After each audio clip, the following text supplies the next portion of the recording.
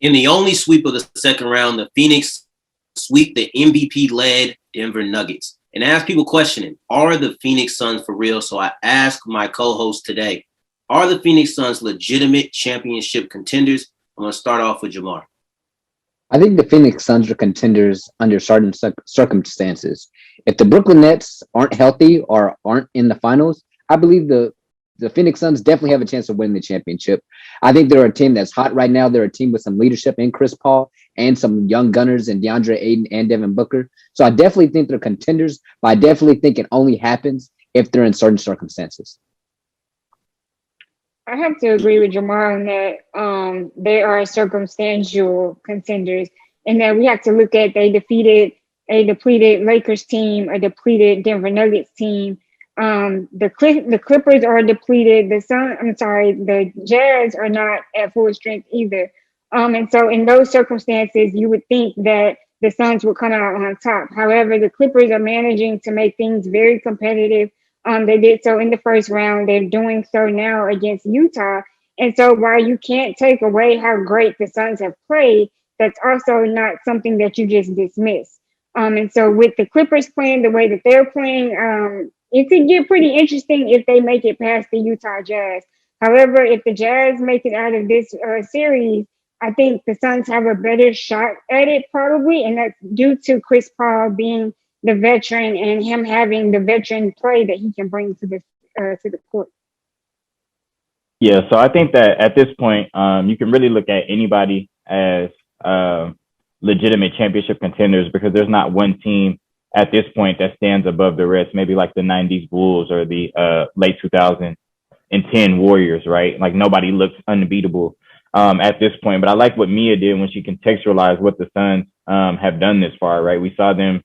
I know that they've won their last 6 playoff games and 8 out of 10 playoff games total.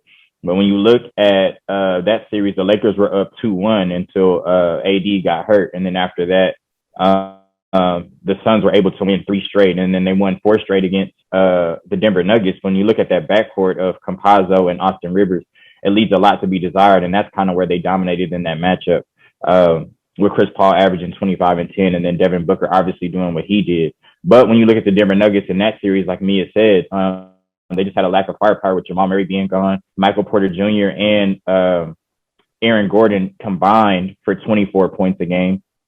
And they had Jamal Murray, who was gone, who was giving you that by himself. So they just didn't show up around Jokic. And the same thing with the players around LeBron when Anthony Davis went out. And we look at Chris Paul, right? Everybody's celebrating him now, rightfully so, because he averaged 25 and 10 against the Nuggets. But like I said, that just was a horrible matchup with Campazzo and Austin Rivers in the backcourt. In the series against the Lakers, I know he was hurt, but he only averaged 6 points a game in that series, right? And I think that we talked about these two teams being injury depleted in the Lakers and the Nuggets. When you look at the rest of the teams in the playoffs, I think that they can challenge the Suns in ways that the Lakers and Nuggets couldn't because it was kind of one star with a lack of playmaking around them. You see the Jazz, they have multiple players who can score, put the ball in the hole, make plays.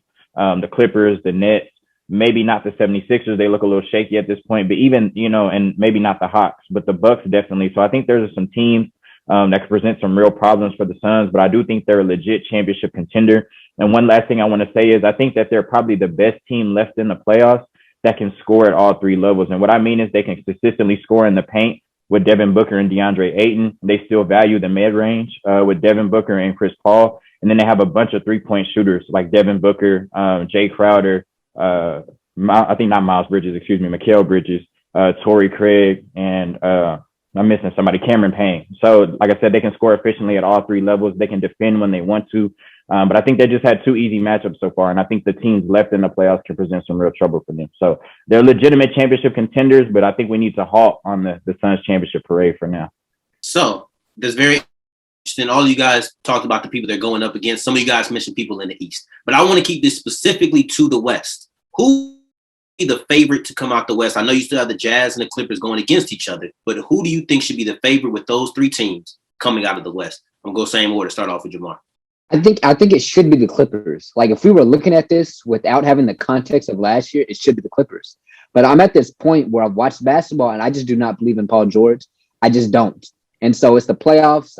It's not the regular season. It's not the Suns against the Clippers in the regular season. In the playoffs, I just don't believe in the Clippers. I don't care who's the coach. I do not believe in Paul George. I believe in Kawhi Leonard. He showed us, but I don't believe in the rest of the team. So when I look at the Jazz and the Suns, I think they're both a toss-up at this point. I think it's either between the Jazz or the Suns. That's my opinion. Anything could happen. I don't think the Clippers have a chance. I just don't see it because I don't believe in them. So I think it's the Suns coming out of the Western Conference Finals, even though y'all know I like me some Donovan Mitchell. But I just really am rooting for Chris Paul, and I believe they're gonna get it done this year. There's something about it. For me, it's really hard to say. I'm kind of torn between the Clippers and Utah, really, depending on who makes it out of that series. When I look at the Clippers and I look at them missing Montrezl Harrell and they're missing Serge Ibaka, those are two key pieces to keep them afloat. But they've been managing without those guys, and so you look at how scrappy everybody else has came and played their roles up until this point. And the Clippers are a team that can really do some damage if you try to go to sleep on them. Yeah, I think I would have to go with the Clippers. When you look at so much of playoff basketball and just basketball period, it comes down to who has the best player on the court. And you look at who's the best player currently left in the West, it's Kawhi Leonard. I think by a long shot at this point. And quiet is kept. If you look at the impact, I know that Paul George has been inconsistent, but what's really kept the Clippers afloat is Reggie Jackson, right? And his unconscious scoring and the way he's been scoring. Kind of got that third option. He's playing so well. They've had to DMP Rajon Rondo, and we know what he means in the playoffs. So I think it just comes down to simply having the best player on the court sometimes, and that's Kawhi Leonard right now. So I think the Clippers have to be the favorites. Yeah, it sounds like a lot of people have faith in the Clippers, and the only reason not to is past history. But it's okay. I want to know who you guys think is the favorite coming out of the West. And is it time to maybe slow down the Suns' parade, so to speak, where we're not just accurate, we're spot on.